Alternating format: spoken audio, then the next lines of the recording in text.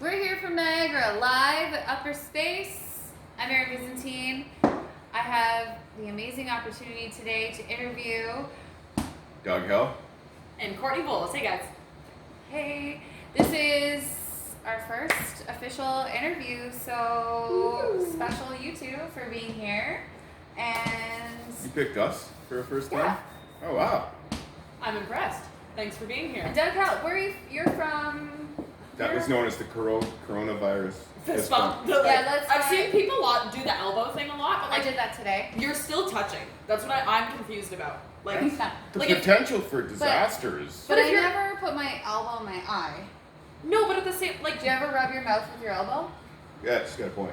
honestly, if I could reach it, I'd probably. But would. I get feel it. like that would feel really nice. I'm going to do this. Right? But like, Yeah. what I'm thinking is, if you're really Okay. that concerned and you want to touch people, sanitize, shake their hands, sanitize. Yeah. But I guess the concern is if you're getting close enough to shake someone's hand, That's right. you may be close enough to reach someone's mouth. Oh, yeah, let's get the sanitizer. Here we go. This is important. Let's, Oh. Thank you. I'm not touching that bottle. Ow! I had a cut. yeah. Okay. We're all safe. Everybody, wash your hands, sanitize. Yeah, maintain distance if people aren't in your bubble. These things are important. Yes. So, Enough about Corona, now about music. yeah. You're from Scarborough. Born and raised, yes I am. Yeah. All the way, and you came all the way here for this. Whoa, is that where you live now? Or? Absolutely. No, I'm currently living in Stouffville. Born and raised in Scarborough. I've kind of lived a variety of places. Okay. Since I went to school for corrections actually, and Oh, wow. started being a musician after I'd worked a couple years in the field. So I've lived tons of different places, bartending, working corrections, etc. Right now, I call home Stouffville. So in the next Whereabouts couple is that? months, though, I will be moving again. So I don't really, I stick to my hometown being Scarborough because. What's a Stouffville? Sorry? What's a Stouffville? I don't know. I feel like a Scoville. Is it a nice town? Do you like being there? Stouffville, yes, it's beautiful. Lots yeah. and lots of big farms, lots and lots of wineries. Is it like a small town? Like everybody knows everybody? Like Niagara? So that's hard for me to say because I'm Okay. not a local. So like I'm sure maybe lots of the locals do know each other. True. Me personally, like a lot of the towns that I live in, I don't live there longer than 6 months. So like I know the people that I know, but I wouldn't be considered like a local. So I'm not 100% sure. I would assume so. Whenever I say that I'm from Stouffville, if anyone else is in the room and they're from there, they get But Scarborough very would be excited. considered your like Ah. hometown. Yeah, Scarborough is gotcha. like where I say I'm from. Cool. Yeah. Where are you from? I grew up in Hamilton. Hammer. I love Hamilton. I do. What's I your love favorite area of Hamilton? Ooh. Probably, I don't know, like the Art District, kind of the north. The James north. Street? Yeah, I was at James and Catherine the last time I lived in Hamilton. Nice. That whole the architecture, it's beautiful. It's I love Hamilton. Hamilton. But Hamilton's not like the Hamilton I grew up in is monumentally different from the Hamilton it is now. Right. If that makes sense. Hamilton's a lot more gentrified now, and it's a lot more. It wasn't quite like that. It was a very blue collar town that I grew up in. Okay. Rampant crime and a lot of Yeah. steel workers and just. Was it still, because like Hamilton is like your big pretty music hub now? I actually have never played in Hamilton, I've just heard that. Mm-hmm. Was it like that when you were growing up? In growing up, the Hamilton had some like big bands like Okay. Forgotten Rebels and Teenage Head Teenage and Head, the yeah. Killjoys, Yeah. Finger 11, where Rainbow Butt Monkeys. They're actually Burlington. I apologize. Well, Yeah, But, they are. similar. I'm sure they played a lot. But this in ain't Hamilton, Hollywood they're just from Burley. closed down, Yes, right? yes. That was a Did it huge- close or is it changing ownership? Oh, I think it's changing ownership. Okay. I all right. believe. I met Johnny Winters there. Ooh. Yeah. He passed like 4 months after I met him. You shouldn't have played the same Hollywood. I got his autograph. Woohoo. Wow. At Cheapy's. Hmm? You go to Cheapy's? Cheapy's has been there since Like, ever. yeah. I hear they're closing. Are they? No.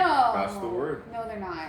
That's really sad. That's weird. It's very sad. It's a weird world for a lot of mom and pops places. Like they haven't been able to get the client, like doing takeout for so many months. Like it's hard for places to keep afloat, I'd assume right now. Oh gosh, yeah. So as musicians, have you guys felt like the little pull of COVID being like, where were you at right before COVID happened? Were you playing, performing, and then all of a sudden it was like, done? Yeah. So this is my you more job. so than me, yeah. Yeah, a little bit of both, but yeah, like right before COVID, and for the past year and a half, like I'd established my music business for the past 3 years, and I was to the point where I was playing like 5 days a week.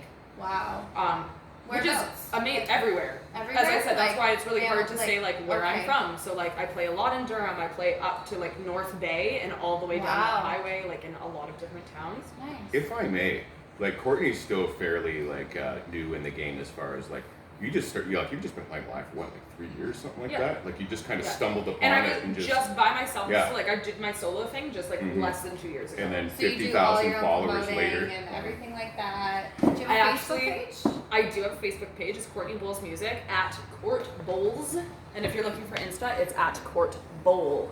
So that's kind of neat. Everybody, add her. Yeah, look me up. I Social released media. a single in June, and it's kind of blown up, which is really exciting. It has 55,000 views right now. Wow. And I have What's the single? skyrocketed in follows and listens, which is I've never seen numbers before like this, and it's called Beautiful Daughter, and I'm very proud of it.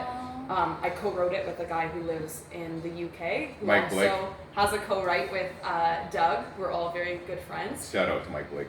Yes. So how did you Mike Blake. doing this meet someone from the UK? This is actually kind of a cool story. So, kind of about how I write. So I draw inspiration from a variety of places.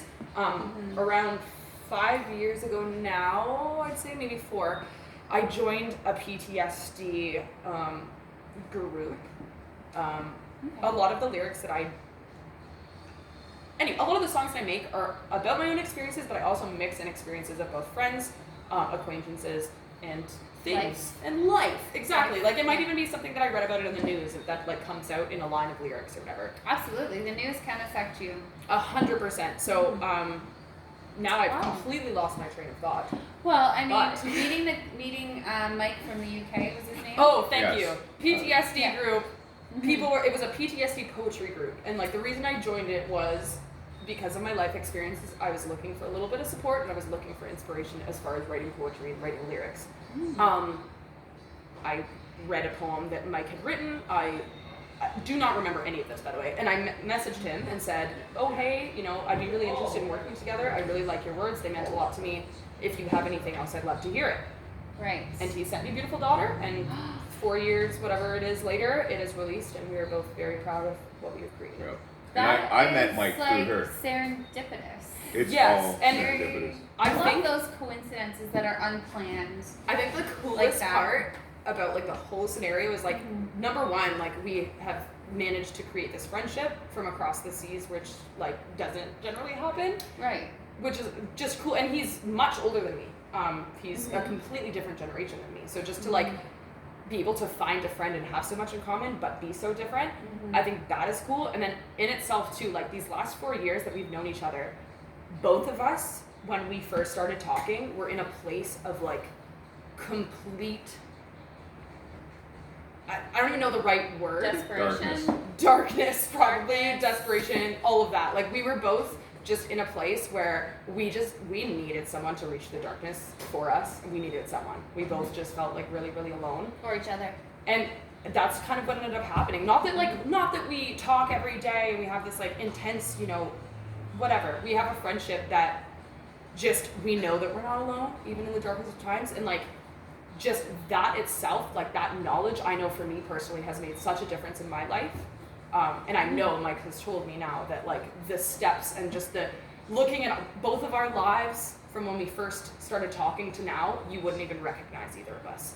So that in itself is just like really cool to look back and like see how far we've come and be able to do it together. It's like, it's really, really neat. Wow, that's amazing. And I met Mike through her because of her. And you guys have written music together. Yeah. Yes. We actually literally like only started writing together basically because of COVID. Yeah. We started talking online. April. And yeah, in April we started like exchanging poetry and lyrics, and yeah, we've written a couple songs. We've developed a lot more. I don't think we've actually like finished more than one, but you've helped me finish a couple of my tunes, and I've helped you alter, I'd say, a couple of yours. Yep. What are the influences that he does that brings inspiration to you? Like, what do you? That's so interesting. That's like it's really hard to pick out because when He's he's like, ready I compliment me, please. Or you can answer vice versa. No, but it's really hard too because there was something like originally like Doug had this charity and he invited me to be a part of this show, and I remember What was the charity? Domestic abuse. We're raising money for Bethesda House, a battered women's shelter. During COVID? No, this was way previous to COVID. Which We during COVID, it didn't became a meet big in thing. April. We This was the only talking time that in me and April. Doug had met in person, Okay. previous to us messaging lyrics, etc. back She and forth. volunteered her time for this. It was a benefit show to raise money for a battered women's shelter, and she was one of the performers. We met then. Yeah. Stayed in moderate contact, both being musicians. And, Yeah. Cool. But then we started talking, and yeah, it was April, I guess. Yeah. April, something like that. But I remember you You being, sent me Beautiful Daughter, yeah, and I was just, This Beautiful Daughter being the song that she wrote with Mike Blake from the UK. Right. And I was just blown away. I listened to it on a loop, that entire night. Wow. And then when I started watching her live feeds, because that's what you're doing now during COVID, you're doing live feeds, you're trying to raise, tips or whatever. And I saw Mike Blake in there, and I'm a little starstruck by this. I'm like, oh, that's the guy that wrote Beautiful Daughter. And Yeah. I'm like, hey, Mike. yeah. How's it going, Starstruck, yeah. And then we started talking, and then I'm not trying to segue into myself here, so whatever you guys were on before this. No, it Well, was it's about all, you it's anyway. all Yeah. connected. Yeah, so Yeah. Mike Blake and I started talking, and then he wrote, I'm like, I really want this guy to write some songs for me, because the lyrics are just, Is that what he writes in a way I cannot. He tells stories. I'm a collage of thoughts and just psychology, but he can tell his story. And it gets you, Like- it pulls on you. Like Mhm. his- And it makes you write differently, because everything I write is so orchestrally and structured, and it's all through me. But when somebody else presents you with their stuff, you gotta turn that into something. And he did it, and yeah, we're on, him and I are together. We got 2 songs we wrote together on YouTube. One's called Just a Shadow, which is about a veteran with PTSD. Nobody, he put his life on the line. Nobody noticed who he is anymore. And then there's The Busker, which is kind of self-explanatory, guy, busking Where and trying to where make a can living. people find it on YouTube? What's it YouTube. under? Doug Hell, HE double hockey sticks. And, yeah. Okay, cool. And he Yeah. wrote both of those songs with me, so. Yeah, and I remember before the Bethesda House, before this benefit concert, the reason why I even listened to your lyrics was Doug was very with all of the performance, he's like, you better listen to my album and tell me what your favorite song is when I see you. And I'd never met him before, so I was like, he's super scary. So I was like, oh my gosh, I have to listen to his album and I have to pick a favorite song. So And what was it? The End of Everything. Is that what it's called? Oh, she's good. Ooh, good. Sounds So I COVID. literally Sounds like COVID. Right, honestly. So I listened to 2020. the album and I went and I was prepared and I was I sat down and I came up right to her and was like, I like this song. She's good. I was just because you were scary and I just felt like I had to do that. Well, you didn't seem very scared the way you came at me.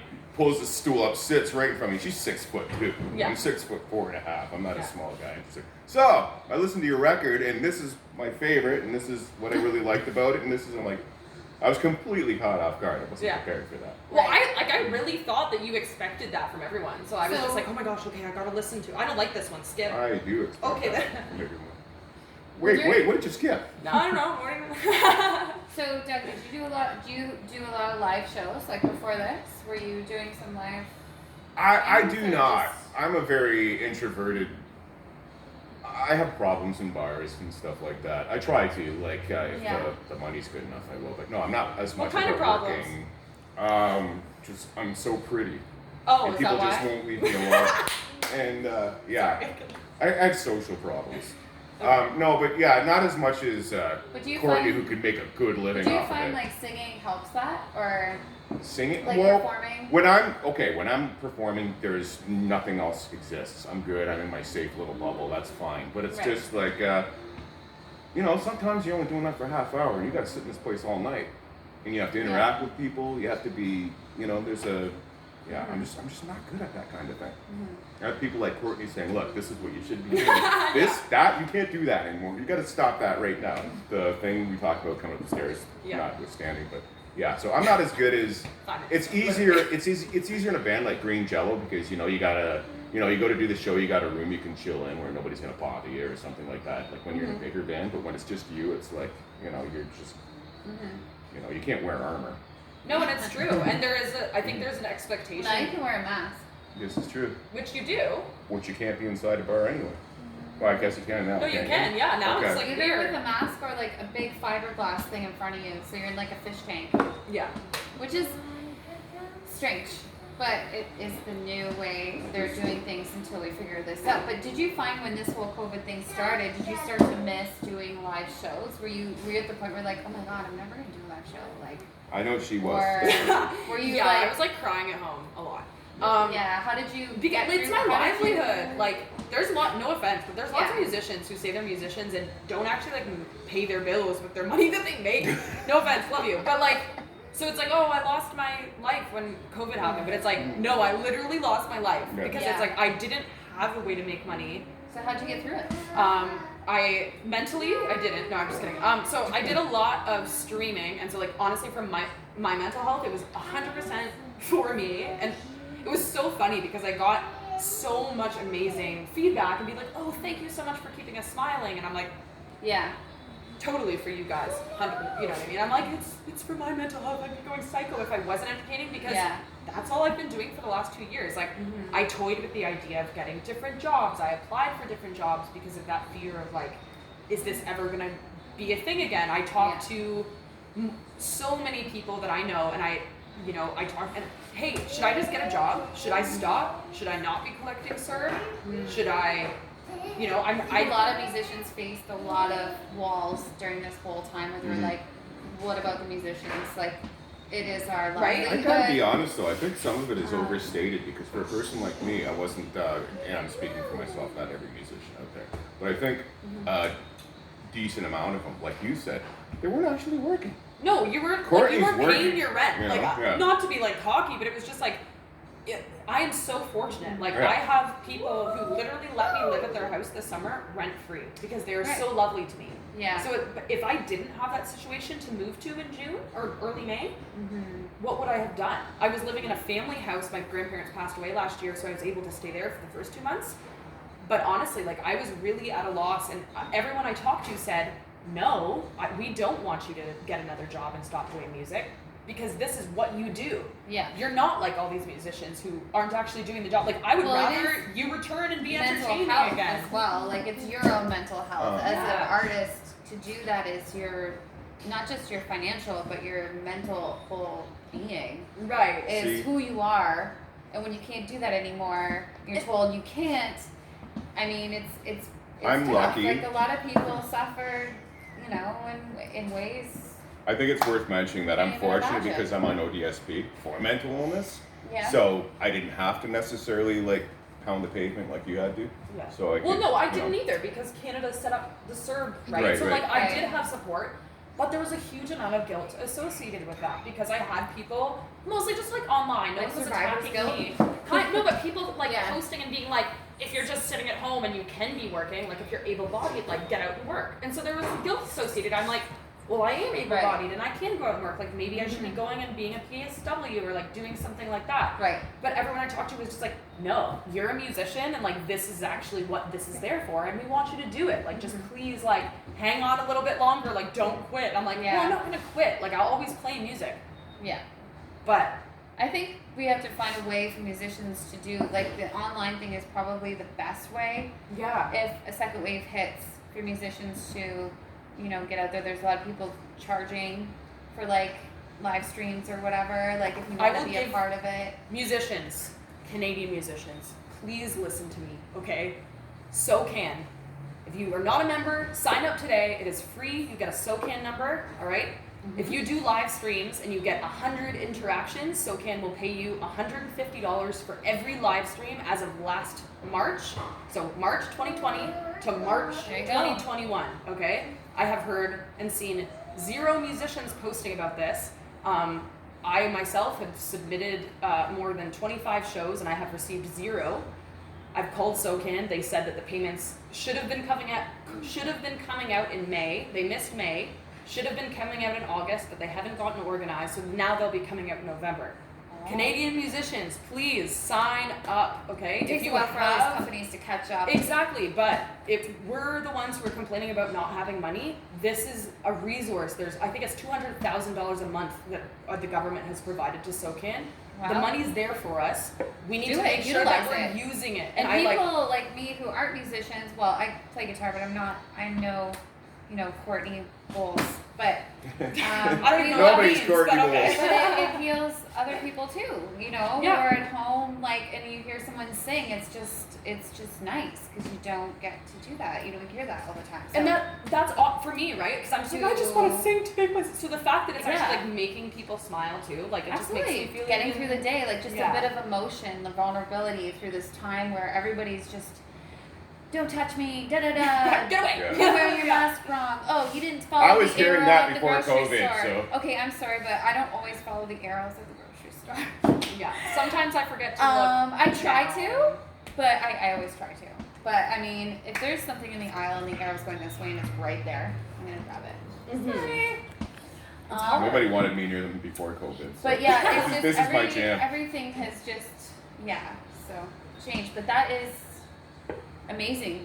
We're learning this right now with SOCAN. I didn't even know that. Honestly, that's why I'm like, at please Upper listen Space, to me. we are given information, helping out other artists. Not even just because this is going on the internet. This is for Canadians, for SOCAN. So, there's one other qualifier. States. Sorry, 30 minutes. So it needs to be a 30-minute stream. That's only 5 or 6 songs, okay? So learn 5 or 6 songs, do a stream, share it as much as possible. As long as you get 100 do the work. And if you interactions. can't do that at home, Hey, come to Upper Space. They will set you up. They will set you up with SOCAN.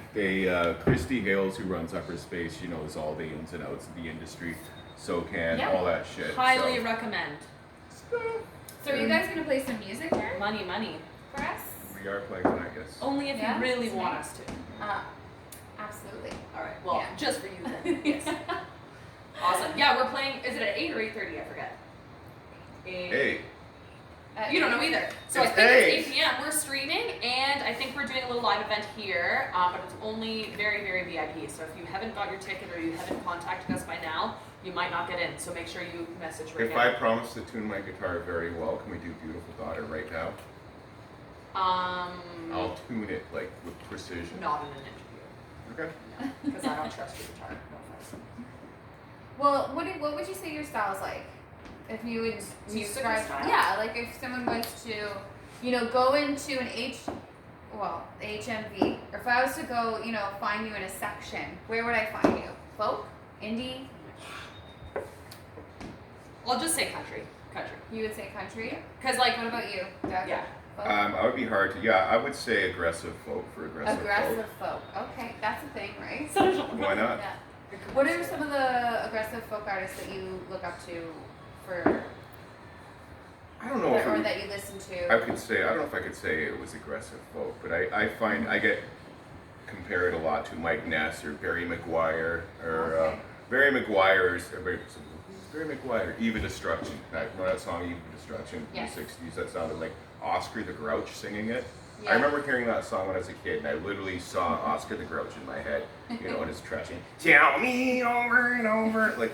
I thought that was Oscar the Grouch. That was when I heard Tom Waits for the first time. It reminded me of Cookie Monster. Yeah, exactly. Tom Waits is a big influence. I love singers. My favorite singers are the ones who can't, aren't conventionally good singers, but you feel them. They have Johnny Rotten, Tom Waits, It's the voice. Gord Gano from the Violent Femmes. They're not necessarily melodious. Melodious? Or melodic? Melodic. Yeah, they're not necessarily hitting notes or anything. But they're sincere, and you're yeah. Well, you can recognize their voices like that. Right. That's I what have makes that them voice. unique, right? Mm-hmm. A voice. Mm-hmm. There's a lot of artists that I can say sound the same, but when you have that voice that just pinpoints, that's done. The best way to describe, just kind of deranged aggressive folk. Cool. Mm-hmm. Right on. Awesome. Well, is that so? Are you guys? You guys are gonna play at 8:30 Mm-hmm. tonight? 8. Oh. 8. Oh, 8 o'clock. 8 o'clock. yeah. Okay, live Awesome. here at Upper Space in Niagara Falls, And we'll see you there. I'm Erin Byzantine. I want to thank you guys for being here today. Thank you for having us. And thank you, Christy Hales, for hosting this and making Christy's here? this whole Oh, well, hey, Christy. thank you, Christy, for making this whole thing happen. So, yeah.